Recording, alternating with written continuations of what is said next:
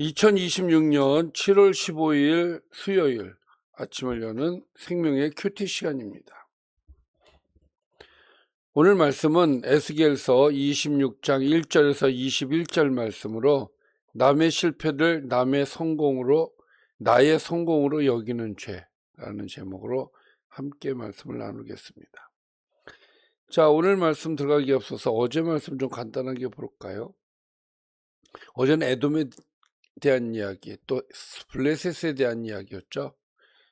에돔은 형제 민족인 유다의 고난을 이용하여 오래된 원한을 풀려 했고, 하나님은 이것을 큰 죄로 여기고 책망하셨습니다.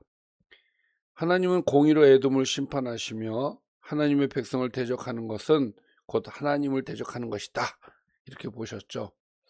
블레셋도 마찬가지입니다. 오랜 미움과 멸시하는 마음으로 하나님의 백성을 대적하였기 때문에 하나님께서는 그것을 죄로 여기고 심판을 하시겠다는 말씀이었죠. 성도는 원수를 자신의 손으로 갚으려 하지 말고 공의롭게 심판하시며 자기 백성을 끝까지 변호하시는 하나님을 신뢰해야 한다는 것이 어제 말씀이었습니다. 원수 갚는 것은 그리스도인의 모습이 아니다.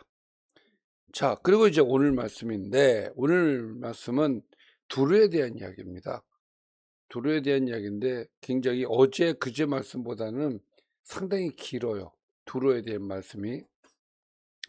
자, 11째 해 어느 달 초하루, 그러니까 11년 어느 달인지는 모르겠고 초하루 1일이란 얘기죠. 11째 어느 달 초하루. 그러면 이 11째가 무엇을 기준으로 해서 11째 해냐? 에스겔의 연대는 여호야긴 왕이 바벨론으로 사로잡혀 갔을 때를 기준으로 삼는 경우가 많습니다. 그렇게 계산해요. 그때가 언제냐? 주전 597년입니다. 그러니까 597년에서 11째 해니까 586년이 되겠죠. 이것은 이제 예루살렘이 망하던 해입니다. 자, 그때라고 보는 견해가 많은데 사실 말씀이 그때가 언제냐가 그렇게 중요하지는 않아요. 내용이 중요하지. 자, 여호와의 말씀이 내게 임하여 이르시되 인자야, 두로가 예루살렘에 관하여 이렇게 이야기했다. 두로가 어디를 향해서? 예루살렘을 향해서. 아하, 이거 어제 말씀 속에 아하, 조롱하는 말. 아하, 만민의 문이 깨져서 내게로 돌아왔도다. 자, 만민의 문이라고 하는 것은 이스라엘을 가리키는 말입니다. 그 당시에 이스라엘은 애굽과 또 아라비아, 메소포타미아를 연결하는 그런 교통로였기 때문에 만민의 문이다, 이렇게들 이야기를 했다 그래요. 그래서 만민의 문은 예루살렘을 얘기하는 겁니다. 그래서 만민의 문이 깨졌다, 깨져서 내게로 돌아왔다. 깨졌다는 건 망했다는 얘기고, 내게로 돌아왔다, 그건 그럼 무엇이 내게 들어왔느냐? 그가 황폐하였으니 내가 충만함을 얻을 것이다. 그러니까 이스라엘의 망함으로 인해서 내가 유익을 얻게 될 것이다. 그러니까 무역을 왕성하게 했던 예루살렘이 망했기 때문에 이제는 그 모든 무역이 우리한테로 오게 될 것이다, 이런 의미인 것이에요. 자, 이렇게 남의 망하는 그 고통이 나에게 유익이 됐다고 하면서 역시 고소하다, 잘됐다, 이제 이런 생각을 갖고 있는 것이죠. 그러니까 예루살렘에 대해서 이런 마음을 갖고 있는 두로에 대해서 하나님은 어떻게 생각하시느냐? 3절에 보니까 그러므로 주 여호와께서 이같이 말씀하셨느니라. 두로야, 내가 너를 대적하여, 하나님께서 대적하시겠답니다. 바다가 그 파도를 굽이치게 함과 같이 여러 민족들이 와서 너를 치게 할 것이다. 그러니까 여러 민족들이 와서 파도를 굽이친 같이 크게 칠 것이다, 그 얘기예요. 실제적으로 여러 나라들이 두로를 쳐들어왔어요. 바벨론, 페르시아, 헬라, 로마까지 공격을 합니다. 자, 그들이 두로의 성벽을 무너뜨릴 것이고 그 망대를 헐 것이고, 또 나도 티끌을 그 위에 쓸어버려 맨 바위가 되게 할 것이다. 자, 티끌을 그 위에서 쓸어버린다는 것은 그만큼 이제 티끌이라고 하는 건 먼지를 얘기하는 거잖아요. 먼지가 많이 내게끔 만드신다는 얘기고, 맨바위가 되게 하신다라는 말은 무슨 말을 의미하냐면 아무것도 없게 하신다. 그러니까 황폐하게 하신다, 이 말씀입니다.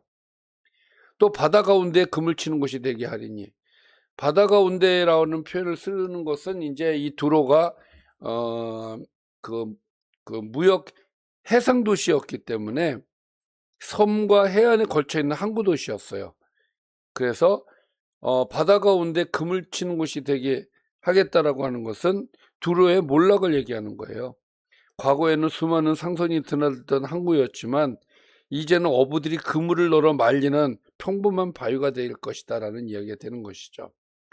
자, 내가 말하였습니다. 주 여호와의 말씀이니라. 이 말씀, 내가 말하였다, 주 여호와의 말씀이다. 이 말을 하는 이유가 뭐라 그랬죠? 내가 하는 말이니까 반드시 이루어진다, 그 얘기라고 그랬어요. 자, 그래서 그가 이방의 노략거리가 될 것이고 들에 있는 그의 딸들은 칼에 죽을 것이다. 들에 있는 그의 딸들이라고 하는 것은 이제 위성도시를 얘기하는 거예요. 그러니까 위성도시들까지 망할 것이다. 그래서 그들이 나를 여호와인 줄 알게 될 것이다. 자, 그들이 나를 여호와인 줄 알게 될 것이다라는 말은 이제 어제 그제 말씀에서도 계속 반복되어진 말씀인데, 이들이 하나님의 심판을 받는 이유가 크게는 두 가지라 그랬죠. 하나는 하나님의 백성을 조롱했기 때문이고, 또 하나는 내가 여호와라고 하는 것을 알리기 위해서이다. 내가 살아있는 존재다라는 것을 알리기 위해서였다. 목적이 있었는데 그 목적이 두루도 마찬가지다, 그 얘기가 되겠죠. 자, 그래서 하나님의 존재를 알리기 위해서 그들을 심판하신다. 근데 이 심판하실 때 어떻게 심판을 하시느냐? 7절에 보니까 주 여호와께서 이같이 말씀하셨느니라. 내가 왕들 중에 왕 곧 바벨론의 느부갓네살 왕으로 하여금 북쪽에서 말과 병거와 기병과 군대와 백성의 큰 무리를 거느리고 와서 두루를 치게 할 때에, 그러니까 바벨론을 사용하신다는 것이죠. 자, 바벨론의 느부갓네살이 쳐들어옵니다. 근데 어떻게 쳐들어오는 그 군대의 사이즈가 굉장히 커요. 말과 병과 기병과 군대와 백성의 큰 무리를 거느리고 오겠다. 큰 군대가 오겠다는 거죠. 뿐만 아니라 8절에 보니까 그가 들에 있는 너의 딸들을 칼로 죽일 것이고 너를 치려고 사다리를 세울 것이고 토성을 쌓으며 방패를 갖출 것이다. 그러니까 가장 뭡니까? 9절까지 볼게요. 공성태를 가지고 내 성을 치며 도끼로 망대를 찍을 것이다. 그러니까 여러 가지 무기를 가지고서 두루를 칠 것이다, 그런 얘기예요. 자, 오늘 말씀은 21절까지 말씀 좀 길어요. 그래서 제가 지금 좀 짤막짤막하게 가는 겁니다. 자, 10절 말이 많음으로, 여러분들 이 말이 많다는 얘기는 입에 요 말이 많다는 게 아니라 타고 다니는 말이 많다는 얘기예요. 타고 다니는 말이 많기 때문에 그 티끌이 너를 가릴 것이며 것이며가 하나가 또 들어갔네요. 좀 하나는 없는 걸로 이해를 하십시오. 자, 티끌이 너를 가린다는 얘기는 말들이 너무너무 많아가지고 말들이 지나가면 먼지가 일어나잖아요. 그 먼지 때문에 잘 안 보일 정도로. 그러니까 이 얘기는 말이 이렇게 많다는 얘기를 하는 거예요. 말이 얼마큼 많으냐에 따라서 전쟁의 승패가 가려지죠. 이 당시는 무기하면은 말, 병거 이런 거였기 때문에. 또 사람이 무너진 성 구멍으로 들어가는 것 같이 그가 너의 성문으로 들어갈 때에 그 기병과 수레와 병거의 소리로 말미암아 너의 성곽이 진동하게 될 것이다. 수많은 기병들이 몰려오면서 성문이 뚫리고 그리고 적군이 밀려 들어오게 될 것이다, 그 얘기예요. 그러니까 기병, 수레, 병거 이런 걸로 봐서는 첨단 그 무기들을 가지고 쳐들어온다, 그런 얘기가 되겠고, 그것이 매우 많다라는 얘기죠. 그러니까 그만큼 바벨론이 굉장히 큰 나라, 큰 군대다, 이 얘기예요. 또 그가 그 말굽으로, 자, 그거는 느부갓네살을 계속해서 얘기하는 겁니다. 너의 모든 거리를 밟을 것이고 칼로 너의 백성을 죽일 것이고 너의 견고한 석상을 땅에 엎드릴 것이다. 자, 너의 모든 거리를 밟는다는 얘기는 많다는 얘기고, 칼로 죽이고 또 견고한 석상은 우상을 엎드릴 것이다 라는 얘기가 되겠죠. 자, 12절입니다. 그리고 그들이 너의 재물을 빼앗을 것이며 내가 무역한 것을 노력할 것이고 너 성을 헐 것이고 네가 기뻐하는 집을 무너뜨릴 것이며 또 내 돌들과 내 제목과 내 흙을 다 물 가운데서 던질 것이다. 물 가운데 던질 것이다. 이 얘기는 뭐냐면은 무역 도시로 두로는 굉장히 부유한 도시였단 말이에요. 그러니까 부유해지면은 재물이 많아지겠죠. 큰 성을 짓겠죠. 또 집은 좋은 집을 짓겠죠. 나는 이런 집에서 살아. 그러니까 그렇게 성과 집을 짓는 데에 돌들, 제목들이 들어가고 흙이 들어가겠죠. 이런 것들을 완전히 무너뜨려서 바다에다가 집어 던질 것이다 이거예요. 그러니까 그들이 자랑했던 거, 예를 들어 집이 아주 너무 잘 지은 집, 난 이런 집에서 살아, 이런 어떤 자랑거리, 성, 아주 강한 성이야, 이런 걸 자랑거리로 삼고 나 재물이 많아, 이런 강한 자신들이 자랑하고 있던 모든 것들에 대해서 하나님께서 이렇게 치시면은 이런 것들이 아무 의미가 없다, 그 얘기가 되는 거예요. 그래서 내가 너의 노래소리를 그치게 한다. 자, 부유하고 경제적으로 강하고 좋아지고 또 강한 나라가 되고 이러면은 스스로 노래하고 뭐 이런 여유가 생기게 되겠죠. 근데 그런 것들이 다 그치게 될 것이고 너의 수금소리도 다시는 들리지 않게 될 것이다. 그러고 보면은 지금까지 우리가 그 다른 나라들에 비해서 두로는 굉장히 세죠. 네, 굉장히 세요. 너를 맨바위가 되게 해줘. 또 나왔어요. 맨바위가 된다는 건 완전 초토화를 시키겠다는 거예요. 아주. 그리고 내가 금을 말리는 곳이 되고, 그러니까 그런 어떤 쓰잘데없는 곳이 된다 이 얘기죠. 다시는 건축되지 못하게 할 것이다. 나 여호와가 말하였음이니라. 주 여호와의 말씀이니라. 자, 이렇게 해서 14절까지는 두로가 이렇게 망했다. 엄청나게 크게 망했다. 그 얘기예요. 그래서 이 망한 결과가 어떻게 되어지느냐가 이제 15절부터인데 15절에 보니까 주 여호와께서 이같이 두로에 대하여 말씀하시되 네가 엎드러지는 소리에 모든 섬이 진동하지 아니하겠느냐. 자, 이 말씀은 무엇이냐면은 두로가 그 당시에 바다 무역의 중심이었는데 그런 도시가 무너지자 모든 사람들이 충격을 받는다는 얘기예요. 그래서 너희 가운데 상한 자가 부르짖으며 그 다친 사람들이 너무너무 고통스럽고 죽임을 당하고 그래서 소리 지르는 소리 뭐 이런 것들이 그 안에서 굉장히 크겠다는 거죠. 그래서 이것을 보는 주변 나라들이 어떻게 볼 것이냐에 대한 얘기가 16절부터 이렇게 얘기를 하는 거예요.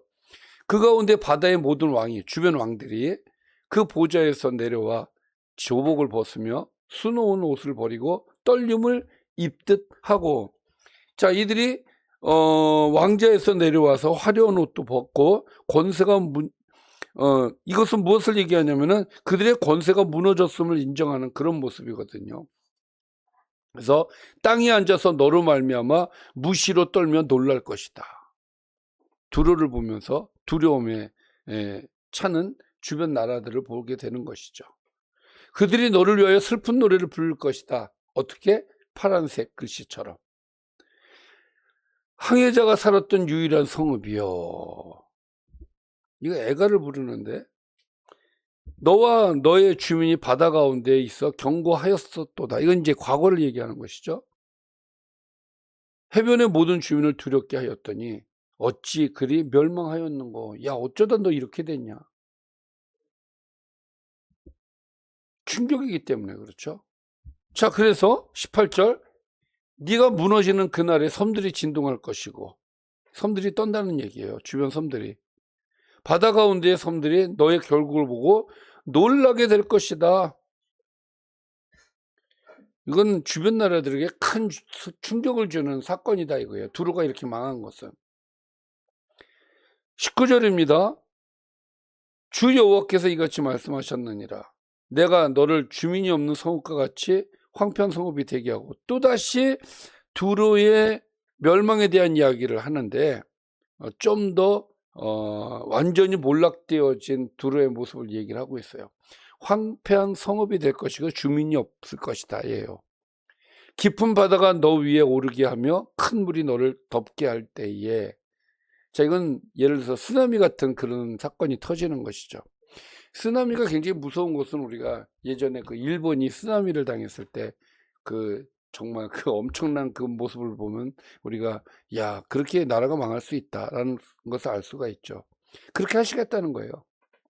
또 내가 너를 구덩이에 내려가는 자와 함께 내려가서 옛적 사람에게로 나아가게 하고, 이 얘기는 뭐냐면은 너를 구덩이에 내려가는 자, 이건 죽음을 얘기하는 거예요. 자, 구덩이는 죽음을 얘기하는 겁니다. 그래서 구덩이에 내려가는 자와 함께 죽은 자들과 함께 내려가서 옛적 사람에게 나아가게 하고, 너도 죽는다 이 얘기예요. 그래서 옛날 사람에게 간다는 얘기고, 너를 그 구덩이에 내려간 자와 함께 깊은 곳, 예로부터 황폐한 곳에서 살게 하게 될 것이다. 그렇게 이제 죽은 자들과 같은 자리로 내려간다는 얘기인 것이죠. 그래서 살아있는 자들의 땅에서 영광을 얻지 못한다는 얘기고, 그래서 21절 아니지, 다 얘기 안 했네. 자, 내가 다시는 사람이 거주하는 곳이 되지 못할 것이고 살아있는 자의 땅에서 영광을 얻지 못할 것이다. 죽는다 이 얘기예요.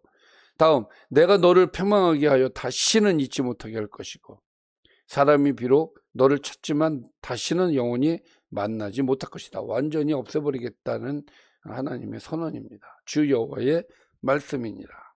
자, 이렇게 해서 장황하게 두로가 망한다. 그래서 주변에 있는 나라가 놀랄 것이다. 완전히 두로는 망한다. 왜?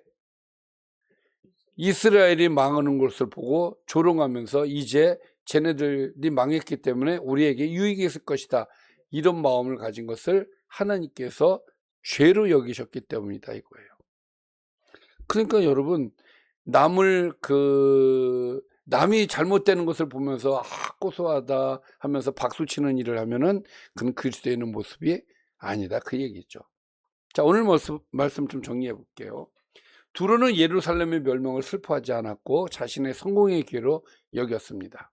하나님은 남의 실패를 기뻐하는 교만과 탐욕을 죄로 보십니다. 그래서 두로를 심판하셨습니다. 하나님은 바벨론과 여러 나라를 사용하여 견고하고 부유했던 두로를 철저히 무너뜨리셨어요. 하나님의 백성은 다른 사람의 실패를 기뻐하지 말고 함께 울어야 되고 겸손하게 하나님 앞에 서야 하는 것이 그리스도인인 줄 믿습니다. 자, 오늘 말씀을 보면 또 하나 우리가 생각해 볼 수 있는 것은 인생의 돌과 죄목과 흙을 쌓으며 살아가는 우리의 모습. 아까 보니까 두루가 그렇게 쌓아놓았던 것을 다 하나님께서 바다로 집어 던지겠다 그랬잖아요. 우리도 집을 짓고 사업을 키우고 경력을 쌓고 재산을 모으고 뭐 이런 것들이 잘못은 아닙니다. 그러나 그것이 하나님보다 더 안전과 자랑이 된다면 두루와 같은 길을 갈 수 있다 라는 것을 우리가 명심해야 될 것입니다. 하나님은 두루의 건물만 허무신 것이 아니라 그들이 의지하던 기반 자체를 완전히 허무셨어요.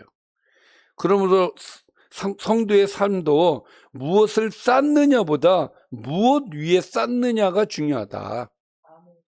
하나님 위에 세워진 삶은 흔들림이 없지만 하나님 없는 성공은 아무리 화려해 보여도 결국 무너질 수밖에 없는 것이다. 그것이 오늘의 말씀이 되겠습니다. 기도하겠습니다. 살아계신 아버지 하나님, 오늘도 우리에게 귀한 말씀을 주셔서 감사합니다. 하나님, 항상 우리는 주님 안에서 늘 거하게 하여 주시고 주님을 바탕으로 우리가 성공할 수 있도록 은혜를 허락해 주시며 남이 잘못된 것을 보고 기뻐하거나 조롱하는 일이 없도록 인도하여 주옵소서. 예수님의 이름으로 기도드리옵나이다. 아멘.